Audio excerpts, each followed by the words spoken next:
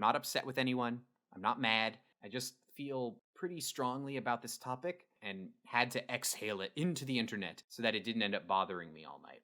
It gets under my skin when people accuse others of being bad dungeon masters or game masters or storytellers or whatever title your game uses. It hurts my feelings to witness other people claim that this thing or that thing makes someone a bad game runner. It always strikes me as argumentative and not at all helpful. When someone says that a particular game running style makes someone bad at game running, all I can see is an attempt at narrowing how we understand our hobbies. Mind you, the attitude that running a game a certain way is right or wrong is not unique to the role playing hobby. I've seen it before in other spaces I enjoy, like the art world. I love abstract art.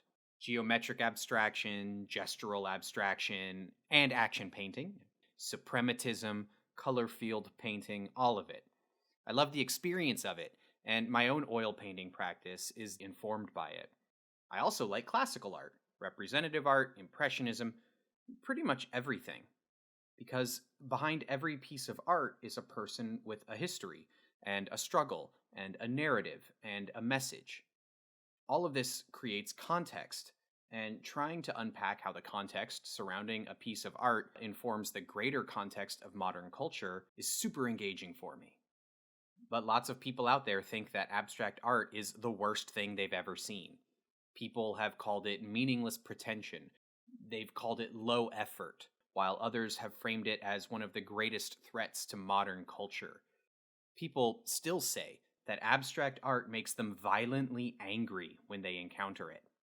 I have never said that someone is a bad artist because of the style they chose for their practice. But when I do hear someone say this, that someone is a bad artist because they choose abstraction, or, on the flip side, because they're not at the vanguard of the art world, it hurts me, because I love art. It's the same way with games. Since the very first days of the hobby, since Dungeons and Dragons was first published in 1974, there have been different playstyles at the table. I think the easiest way to understand these playstyles is to give them names. The sandbox style, the narrative or storytelling style, the railroad style. There was the freeform style of online chat rooms, the play-by-post and play-by-email styles born in the early internet. A newer style that has appeared as online play has become more commonplace is the West Marches style. Live-action role-playing, or LARP, is a style. The wonderful thing about the hobby is that there is a diverse array of styles or schools of thought available to anyone who is interested in role-playing games, which has consistently made me pretty happy with the hobby for the last 29 years. But these days, there seems to be more tension between people who prefer a sandbox-style game and people who prefer a storytelling or a narrative game. These days, the storytelling style is the most popular form for play, at least according to all of the online discourse surrounding the role-playing game hobby. And so what I've seen is that it's usually the sandbox DMs who are being told that they are bad. Just recently, I heard the sandbox playstyle referred to as antiquated, as punishing, as arbitrary, as bad.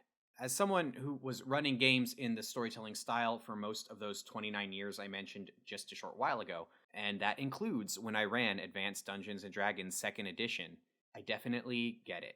The objectivity of the sandbox style, where threats and their placement in the world are either predetermined or totally randomized, can seem arbitrary when compared against the carefully crafted narrative beats of the storytelling style. The expectation that the players will put some work into deciding where they want to go, into researching what they might encounter along the way, or once they're there, and into preparing adequately for those circumstances can seem punishing compared to the reverse order of the storytelling style, where the game runner tailors whatever lies ahead to the specific composition of the player characters in the party. And in a hobby where so-called old-school role-players frame the popular playstyles of their editions as a culture rather than a mere preference, well, I can understand why storytelling gamers might choose to overlook their own recency bias in order to frame those old-school gamers as antiquated grognards. But the thing that's missed is that the prevailing playstyle of a particular zeitgeist is not the only right or good way to play a role playing game, and suggesting otherwise is just locking out anyone who prefers a different way to approach the game. It is gatekeeping, 100%. I recently switched to the sandbox playstyle almost a year ago, when everyone was told that we would have to stay home for a million years. I wanted to run a second edition D&D game. My partner was lovely enough to indulge me, and we both decided that the game would involve a number of classic first and second edition modules. But I had never run published modules before. I read them, and sometimes cherry picked the parts I liked, but I otherwise avoided them because I either wanted to tell a particular story I had dreamed up, or because I wanted the game to be handcrafted for my players and whatever party composition they wanted. I definitely also put my games on the rails a few times, but I thought it was a small price to pay for delivering a good story at the table. And that often proved true. But after running my partner through T1, The Village of Hamlet by Gary Gygax, I started to see the joy in the sandbox style. My partner decided to play a thief who would be journeying alone into an absolute death trap of a dungeon designed for a full table of players. I was worried that her character wouldn't survive and that the game would end up unsatisfying for us both. I was wrong. I was very wrong. I got to sit back and watch in amazement as my partner Lana outthought nearly every single encounter in the moat house. And when she couldn't outthink an encounter, she leveraged her rogue abilities in creative ways to resolve combats without ever having to draw a weapon. It was incredible, and I did absolutely nothing to advantage her over the module. She just responded to the logic of the scenarios with her own creativity and leveraged the rules the game gave her in order to come out on top in a module that included multiple monsters who can kill a player with a single hit and a trap that would just end you. It fundamentally changed how I think about the game. It made me a convert. And now I look at hex maps loaded up with encounters as a necessary tool for facilitating exploration. I look at asymmetrical play as a design choice, which encourages creative decisions that go beyond character sheets or leverage character sheets in interesting ways. I enjoy ceding my authority to random tables so that my players know that I'm not spoon-feeding them their encounters, that they will need to identify the possibilities facing them and think things through if they want to come out on top. It's exciting, it's dynamic, and it's the furthest possible experience from a railroad that I have ever served at the table. I want to put some more thought into the topic of playstyles in the near future. I want to sit down and really discuss what makes these particular playstyles positive for the hobby and how groups can engage with them in ways that are intentional and fun. Are there douchebag game runners out there who want to craft nothing but negative experiences for their players? Yes, there are.